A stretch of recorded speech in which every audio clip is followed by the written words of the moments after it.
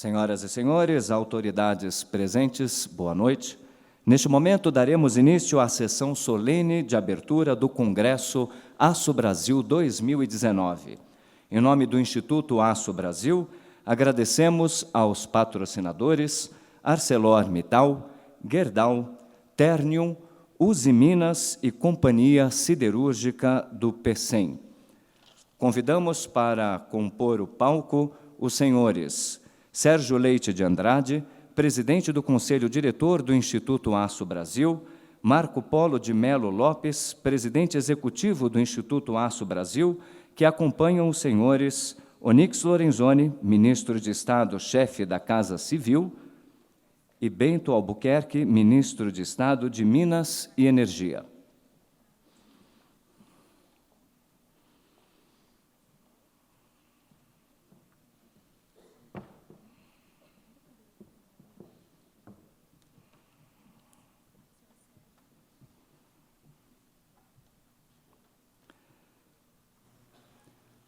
Passamos a palavra ao presidente do Conselho Diretor do Instituto Aço Brasil, Sérgio Leite de Andrade, a declarar aberto o Congresso Aço Brasil 2019.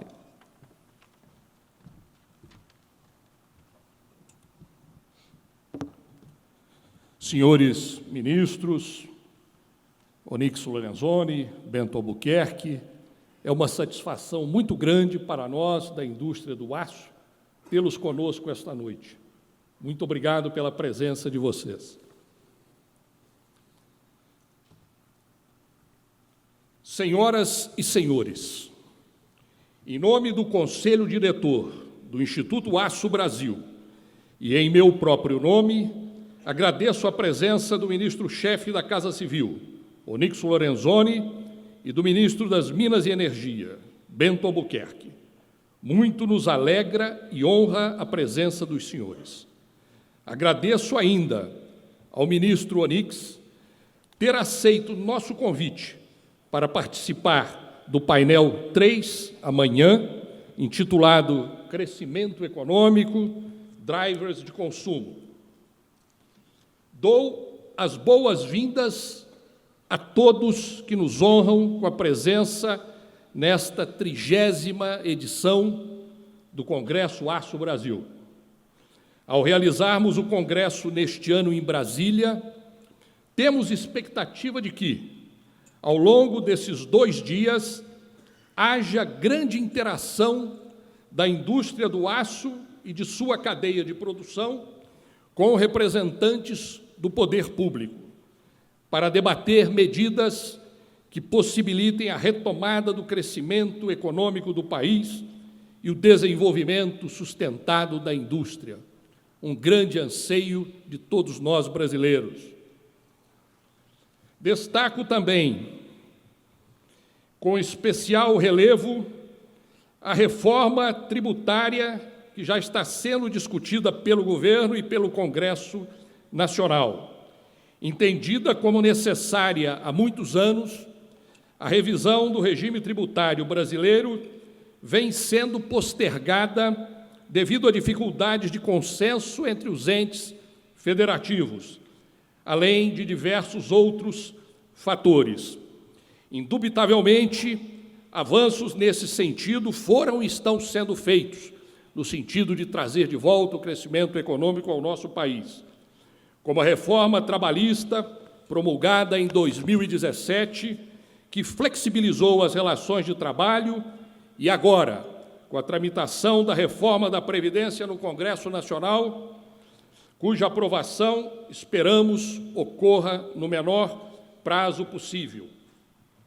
A reforma tributária é de extrema importância para a indústria nacional, que vem tendo sua competitividade frente a produtos estrangeiros prejudicada pela elevada carga de tributos incidentes na produção e nos produtos, ademais do efeito cumulativo e da intricada e complexa malha de impostos, taxas e contribuições que foram sendo criados e que demandam das empresas ter equipe numerosa exclusivamente dedicada ao acompanhamento e atendimento das muitas e variadas exigências de decretos, portarias e demais atos legais.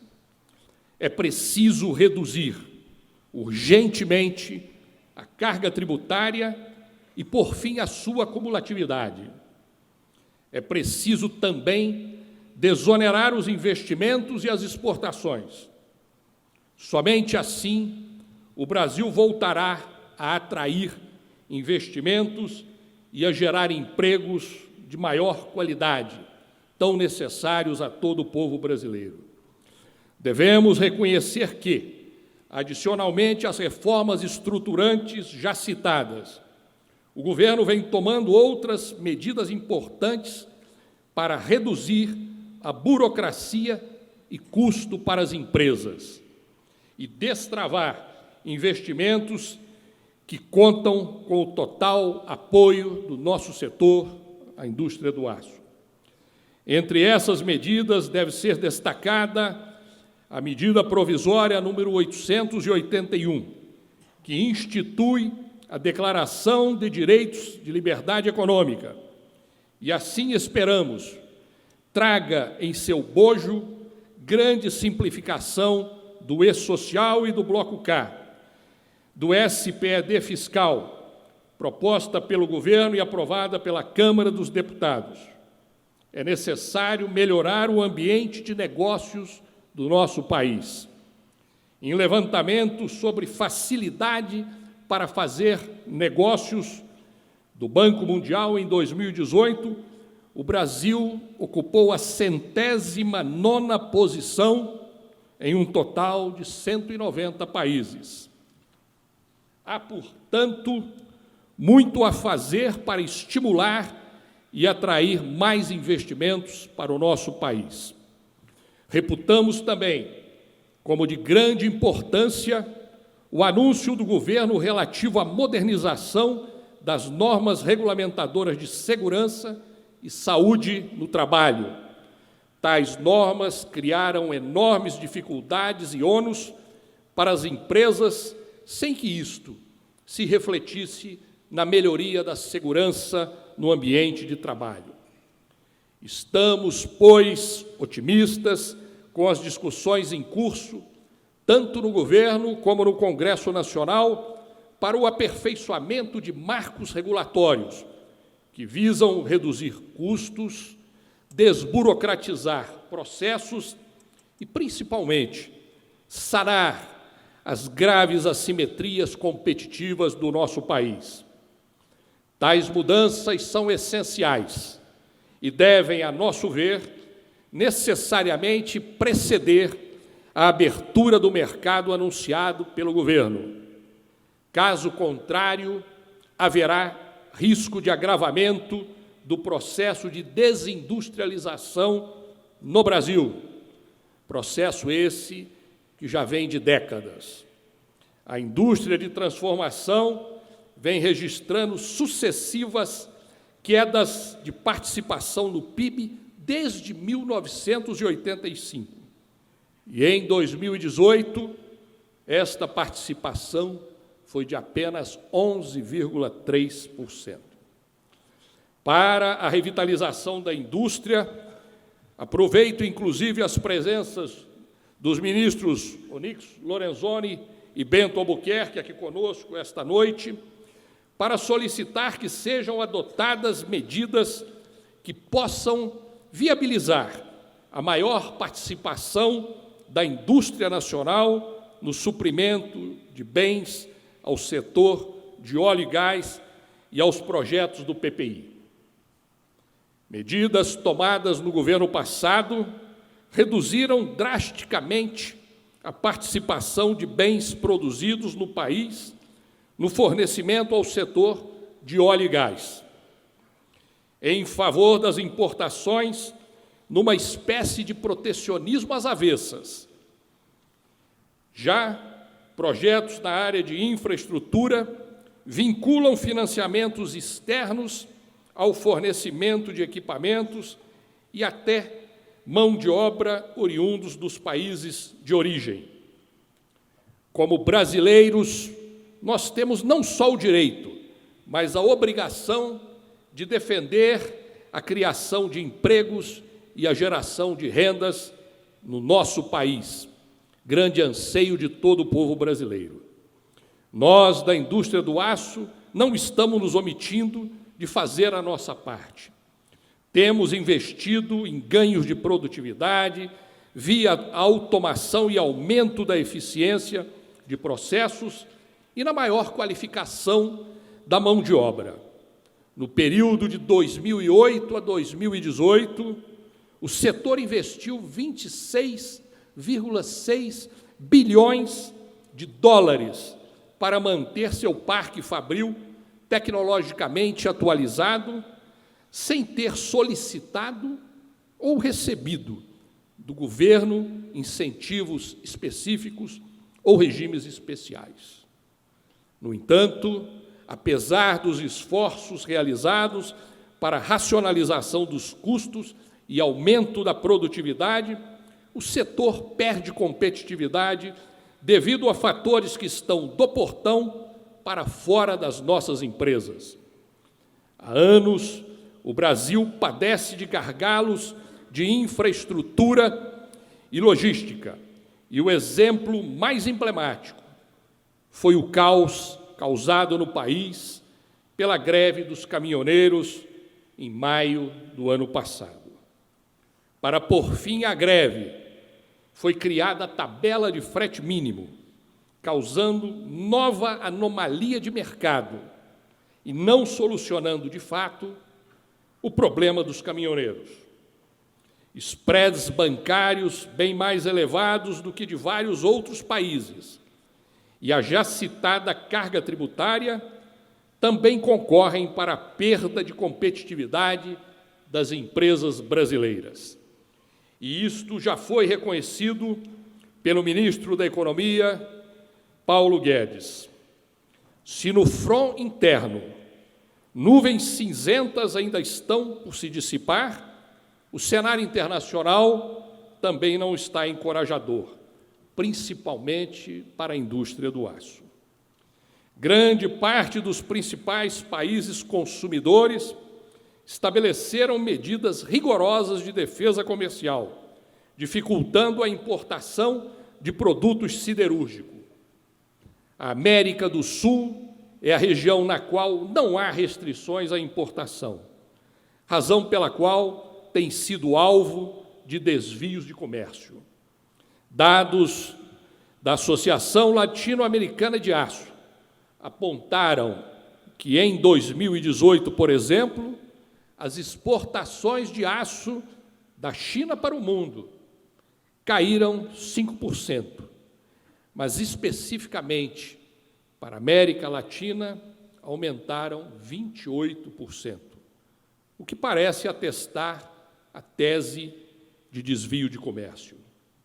Senhoras e senhores, com esta breve introdução, espero ter aguçado o interesse de todos para acompanharem as apresentações e participarem ativamente das discussões que ocorrerão nos painéis do Congresso Aço Brasil.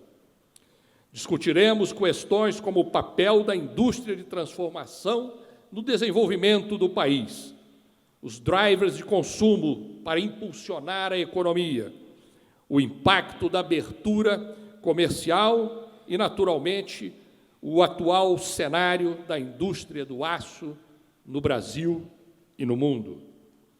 Teremos, além dos painéis, duas conferências especiais. Uma sobre a importância da gestão operacional de risco e outra sobre capitalismo consciente, que serão proferidas por palestrantes de renome internacional. Neste ano, dentro do projeto Aço Brasil Digital, todos os congressistas poderão usar o QR Code, que está no verso de seus crachás. Terão acesso a um aplicativo onde poderão acessar o programa do evento, as apresentações, formular perguntas para a fase de debates, fazer a avaliação do Congresso e demais informações. Convido-os também a visitar o site do Aço Brasil, que foi reformulado. Ressalto que, além da programação, o Congresso Aço Brasil é uma excelente oportunidade de interação entre os representantes do setor aço e os diversos stakeholders. Exorto-os a tirarem o maior proveito possível. Por fim, quero anunciar que o excelentíssimo senhor Presidente da República, Jair Messias Bolsonaro, nos honrará com a sua presença em nosso Congresso amanhã de manhã. Mais uma vez, agradeço a presença de todos. Muito obrigado.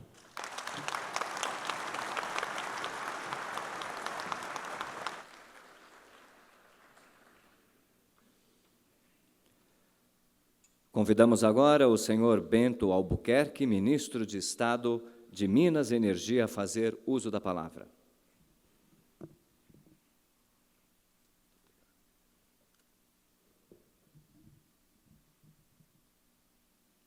Boa noite a todos. Ministro Onyx, meu amigo, grande maestro e coordenador da nossa unida equipe de governo. Prazer estar aqui com o senhor. Senhor Sérgio Andrade, presidente do Conselho Diretor do Aço Brasil. Senhor Marco Polo Gil Melo Lopes, presidente executivo do Aço Brasil, em nome de quem cumprimento todos os dirigentes e representantes das entidades presentes. Como bem sabemos, apesar de o aço ser a espinha dorsal dos segmentos indutores do desenvolvimento do país, seu consumo per capita encontra-se estacionário.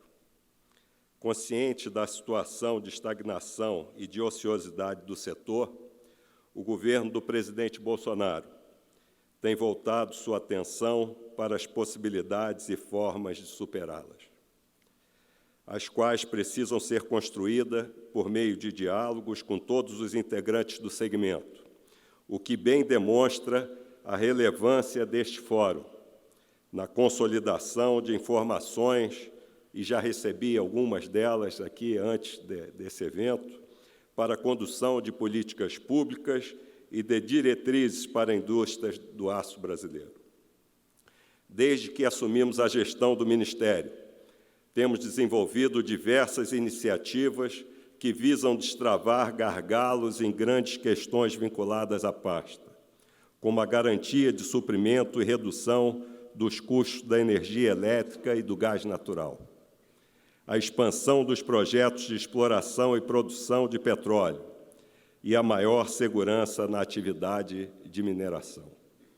Especificamente, no que diz respeito ao setor elétrico, é necessário aprimorar a política de preços, pois as altas taxas e contribuições que incidem nas tarifas afetam a competitividade da indústria, dificultando a retomada do crescimento.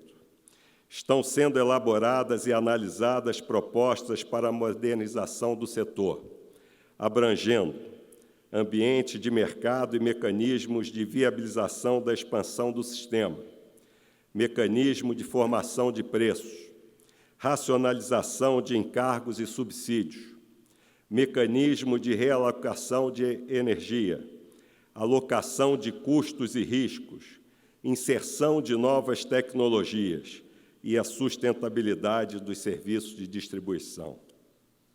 As medidas de modernização do setor elétrico não foram concluídas. No entanto, já podemos identificar alguns avanços que estão sendo implementados.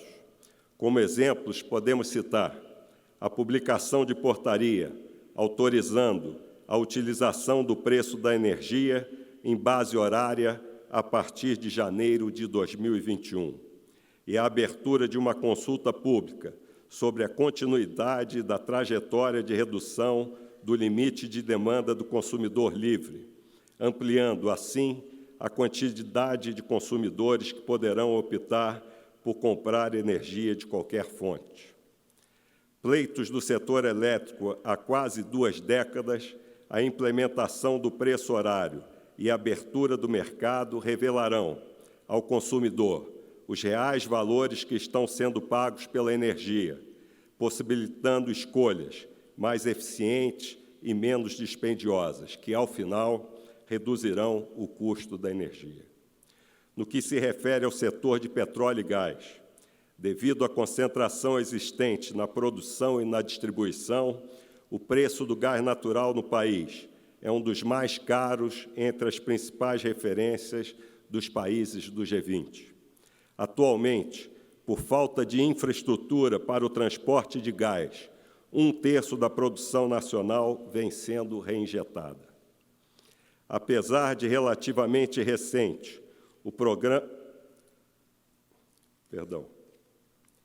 Para suplantar esses desafios, em 23 de julho, foi lançado o programa Novo Mercado de Gás, propondo novo desenho que propicie maior liberalização do mercado e competição, com a entrada de novos atores e ampliação dos investimentos em infraestrutura, como gasodutos de escoamento, transporte e distribuição, unidades de processamento e terminais de gás. Apesar de relativamente recente, o programa já apresenta importantes resultados. O termo de compromisso firmado em julho passado entre o CAD e a Petrobras, à luz de resolução do CNPE, constituiu fato histórico, na medida em que traçou os caminhos para o fim, de fato, do monopólio exercido pela Petrobras no mercado nacional. Esperamos que, no curto prazo, observemos o aumento da competição no suprimento de gás, com a consequente queda nos preços. Este ambiente positivo certamente contribuirá para a retomada do crescimento da indústria. O aço está praticamente presente em todas as estruturas, equipamentos e componentes dos sistemas de exploração e produção de petróleo e gás natural. Nesse cenário, haverá muitas oportunidades para que a indústria do aço e demais segmentos da cadeia instaladas no país possam suprir, em grande parte, a demanda que está sendo criada com os contratos de concessão, partilha de produção e cessão onerosa, já firmados com diversos operadores de petróleo para exploração em terra e no mar. A título de exemplo, considerando apenas os investimentos nos blocos arrematados nas rodadas de partilha de produção e nas 14ª e 15ª rodadas de concessão, estimam-se investimentos da ordem de 450 bilhões de reais ao longo da vigência desses contratos. Com relação ao setor de mineração, no início do mandato do presidente Bolsonaro, sofremos um novo e doloroso choque, com o rompimento de outra barragem de rejeitos, cujos resultados desastrosos comoveram e abalaram a todos os brasileiros e a comunidade internacional. Não temos medido esforços para atender aos atingidos por essa tragédia. Medidas de recuperação ambiental e sociais e de mitigação dos danosos impactos sobre o setor siderúrgico estão sendo levadas a termos com a urgência requerida. Além de uma reformulação profunda de nossa legislação, tornando-a mais severa e eficaz, principalmente na defesa da sustentabilidade social e ambiental.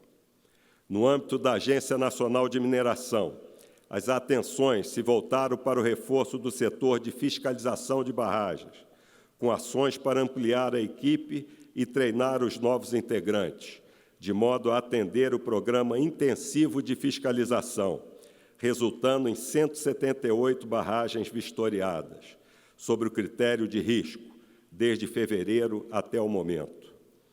Destacam-se ainda as ações para a estruturação da agência, bem como a modernização da sua estrutura tecnológica, para melhoria da eficiência e da transparência no atendimento ao setor regulado. No Serviço Geológico do Brasil, vêm sendo implementadas atuações em atendimento à sociedade, na gestão de riscos naturais, a exemplo do evento de subsidência em bairros de Maceió e na gestão hidrológica, de alertas de cheia, dentre outros. A instituição caminha para uma nova dimensão, ao firmar parcerias com a Agência Nacional do Petróleo e com a Petrobras, para gerenciamento de projetos a partir dos dados amostras gerados nos programas exploratórios de petróleo, para a construção de um centro de referência em geociências, maior conjunto de laboratórios de geocronologia e isotopia da América Latina, e para a revitalização do Museu de Ciências da Terra, tornando-o gerador de conhecimento em áreas da geociência. Senhoras e senhores, a visão de futuro requer o aprimoramento das relações entre o setor, o governo, o Congresso Nacional e demais instituições vinculadas ao segmento, para a construção conjunta de soluções de desenvolvimento sustentável. Os resultados alcançados serão tão melhores quanto mais fluido for o diálogo estabelecido. Nessa direção, não temos poupado esforço para dialogar com todos os atores, recolhendo valiosos elementos de análise. O governo do presidente Bolsonaro está trabalhando com afinco e determinação para que as reformas necessárias e estruturantes sejam realizadas no menor prazo possível. Reformas que serão essenciais para a saúde financeira e para a sustentabilidade das contas públicas, transformando o cenário econômico e abrindo novas perspectivas para investimentos responsáveis e de longo prazo. Apesar de todas as dificuldades e desafios pelos quais o país atravessa, recebemos de investidores internacionais manifestações expressas de que o Brasil é, no presente e no futuro, um país de oportunidades, onde se desenvolve um ambiente de negócios confiável para investimentos, em especial nos setores de energia e de infraestrutura. Nesse sentido, estamos trabalhando e entregando os resultados que a sociedade tanto almeja e merece. Muito obrigado.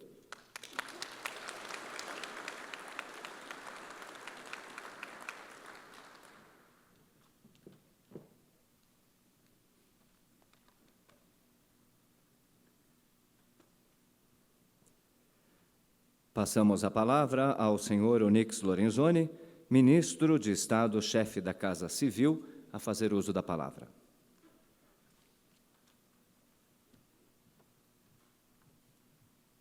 Boa noite a todos.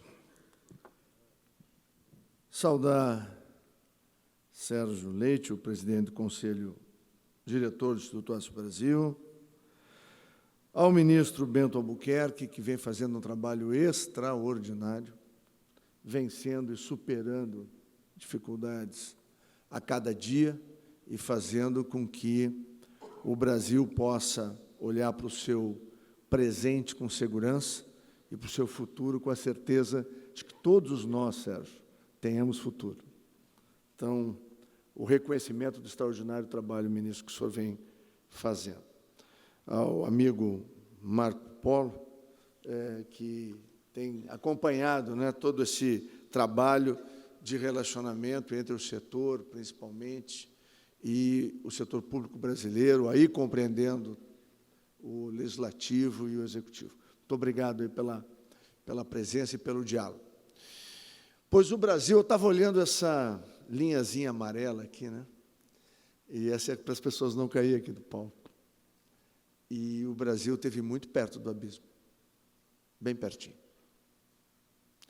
Nós, durante décadas, andávamos pelo mundo e a gente ia em alguns países, ministro Bento, e se questionava por que eles conseguiram e a gente não.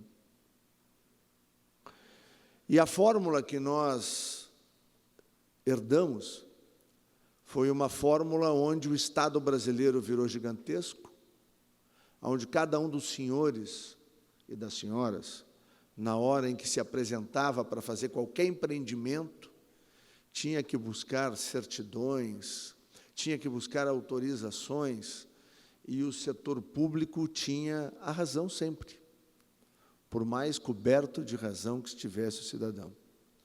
E a dúvida era sempre pró-Estado e nunca pró-cidadão.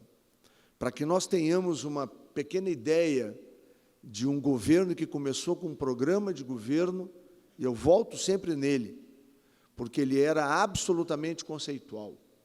Não tinha nenhum produto, nenhum pacote, nenhuma armação marqueteira para enganar as pessoas.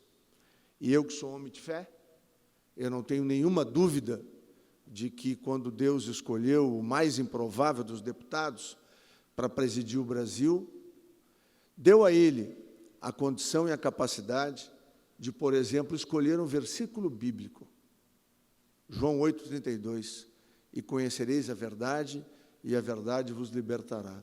E foi esta conexão, baseada na verdade, que acabou estabelecendo em contraponto a mentira, a enganação, a falsidade, exatamente aquela ligação que fez um homem sem dinheiro, apenas com a verdade, sem marketing, apenas com a verdade, sem partidos políticos, sem grandes alianças, sem grandes palanques, ele foi capaz de galvanizar algo que o Brasil há muito tempo não enxergava mais. E isso, meu querido amigo Jorge Gerdau, que, através das tuas ações, me ensinou em muito dos conceitos liberais que hoje, ferrenhamente, eu defendo no exercício da função que ocupo dentro do governo, dessa aliança conservadora liberal que nós construímos. E o presidente Bolsonaro conseguiu dar cor. E a cor da esperança que se construiu na última eleição é exatamente a cor da nossa bandeira, verde e amarela.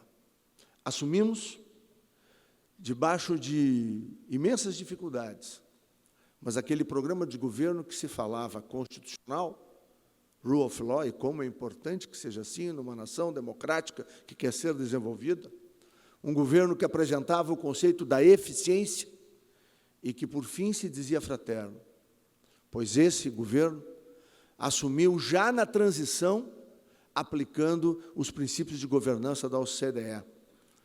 No início do mês de setembro, iniciamos os trabalhos juntos com a OCDE para que o Brasil, dentro de 3 anos, esteja acreditado a um dos organismos mais importantes do mundo, que reúne os 36 maiores e melhores países do mundo e que tem padrões de governança como nós nunca conhecemos. Todo o governo Bolsonaro está alicerçado nesse padrão de governança, de tal forma que nós, hoje, já temos um governo que tinha 7 plataformas, tem uma só. O cidadão, por qualquer smartphone, pode hoje acessar a mais de 300 serviços do governo através do sistema digital.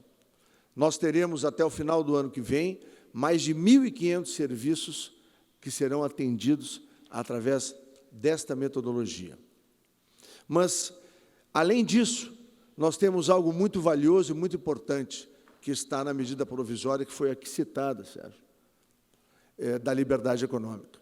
Eu comecei dizendo que nós estivemos perto do abismo, que nós, diante do Estado, tínhamos que sempre o cidadão estar como súdito e nunca como rei, que ele é, na verdade, de qualquer serviço público em qualquer lugar do mundo, mas nós, pela primeira vez desde a proclamação da República Brasileira, o cidadão é colocado diante do Estado com absoluta razão, até que o Estado prove ao contrário. Nós mudamos a forma como o Estado brasileiro vê o seu cidadão, vê a sua cidadania. E, pela primeira vez, haverá prazo, haverá decurso de prazo. Se o órgão público não conceder a autorização, ou seja lá qual é a situação que tem que ser solucionada dentro do determinado período que ele autoestimou, o decurso de prazo vem e o cidadão tem a autorização e a outorga para exercer qualquer tipo de atividade no Brasil. Eu falo destas coisas que parecem não ter conexão com o mundo do aço e daquilo que nós queremos ver, porque as transformações no Brasil, elas têm que ser através da mudança da cultura. Esse é um governo onde recebi há poucos dias, dentro lá do Palácio Planalto, uma das empresas que estava envolvida no episódio do Petrolão, que fez uma revisão completa, que montou um compliance, manteve sua equipe de tecnologia e se oferece ao setor privado já com uma carteira robusta, completamente recuperada, e essa empresa quer se apresentar de uma outra maneira diante do Estado brasileiro. E eu não resisti ao dizer ao representante dessa empresa, deve ser muito bom pegar o elevador, subir aqui no Palácio do Planalto e saber que não tem que pagar propina para nenhum agente público. Por 30 anos, ao ingressar no Palácio do Planalto, na regra, tinha que se reservar algum troco para dar para alguém do Estado brasileiro, porque nós, lamentavelmente, construímos uma relação absolutamente que nos levou aos episódios que nós assistimos ao longo dos últimos anos. Nós estamos reinventando o Estado brasileiro junto com a sociedade, temos a humildade de saber que há muito a ser feito. Agora pegamos um país que não era viável do ponto de vista fiscal. Já vencemos a primeira etapa na Câmara e hoje o Brasil pode se apresentar, e muito brevemente, agora no mês de setembro, vamos ter a aprovação da reforma da Previdência diante do Senado Federal, e nós vamos poder, sim, nos roadshows da PPI, buscando parcerias no mundo todo, no maior programa de concessões e privatizações, ministro Bento, onde o senhor tem uma participação vital e fundamental pelas áreas que estão sob sua responsabilidade, conhecidos no mundo. Não há nenhum país do mundo que tenha um programa tão intenso como o Brasil tem de parcerias públicos-privadas, quer na área de infraestrutura rodoviária, portos, aeroportos, ou quer na área de energia, seja ela na área de energia elétrica, petróleo, gás, e nós vamos ampliar a participação da iniciativa privada para ainda outras áreas, como saúde, educação, segurança na área prisional, ou seja, este é um governo que quer a parceria, que quer a participação do cidadão, que não teme a cidadania, que confia na cidadania. O Brasil tem que mudar culturalmente, o Estado brasileiro tem que olhar para a sociedade e dizer, estou aqui, como diz o capitão Bolsonaro sempre, nós estamos aqui para servir o Brasil, e o Brasil merece ser transformado naquilo que ele afirmou, o presidente Bolsonaro, no dia da vitória. Eu estava próximo dele e eu ouvi dizer, o Brasil é um grande país, mas vai ser transformado numa grande nação. E ele persegue isso com uma obstinação absoluta. Em cada reunião ministerial, nós somos cobrados, ministro Bento, para cumprir com esse desígnio, com essa missão, que passou por um atentado, onde ele quase perdeu a vida. Ele verdadeiramente ele deu o seu sangue pelo Brasil e quase deu a sua vida pelo nosso país.